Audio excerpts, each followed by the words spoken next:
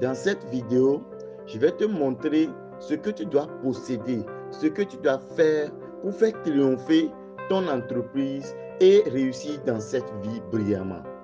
Alors, aime cette vidéo. Si tu es nouveau sur la page, abonne-toi.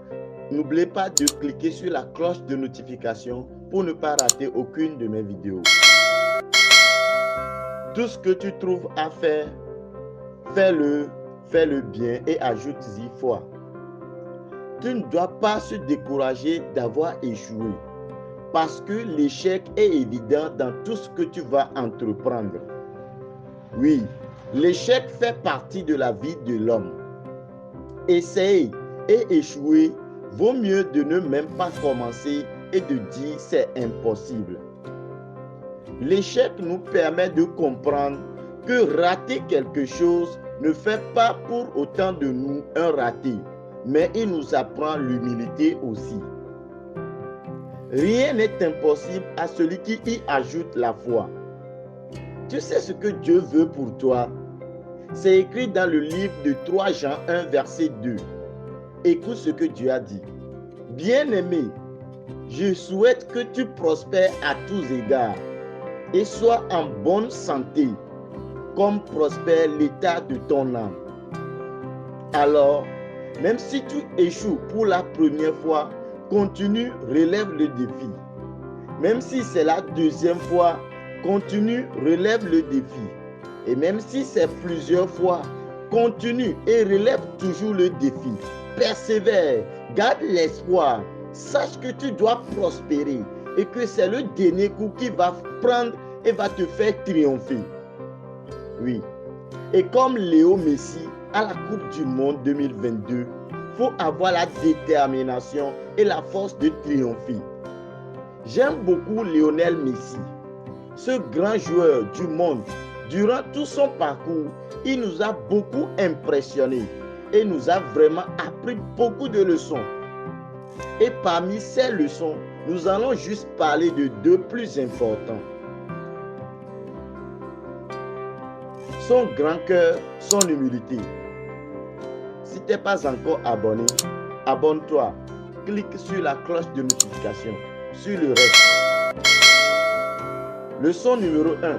Son grand cœur, son humilité. Lionel Messi, arrivé à Paris Saint-Germain, malgré qu'il est le meilleur joueur du monde, il a fait preuve d'humilité et de grand cœur.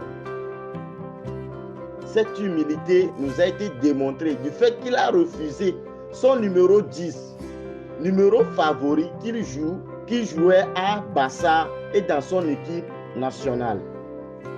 Il a accepté de garder son numéro 30 qu'il a signé lors de son contrat. Parce que arrivé à Paris, Neymar, son ancien coéquipier à Barça, a eu déjà ce numéro 10. Alors, pour ne pas frustrer Neymar, il l'a fait garder pour continuer l'amitié. Leçon numéro 2. Sa détermination à la Coupe du Monde Qatar 2022.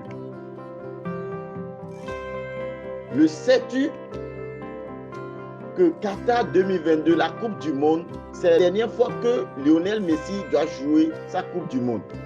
Et pour ce faire, il doit forcément gagner cette Coupe du Monde.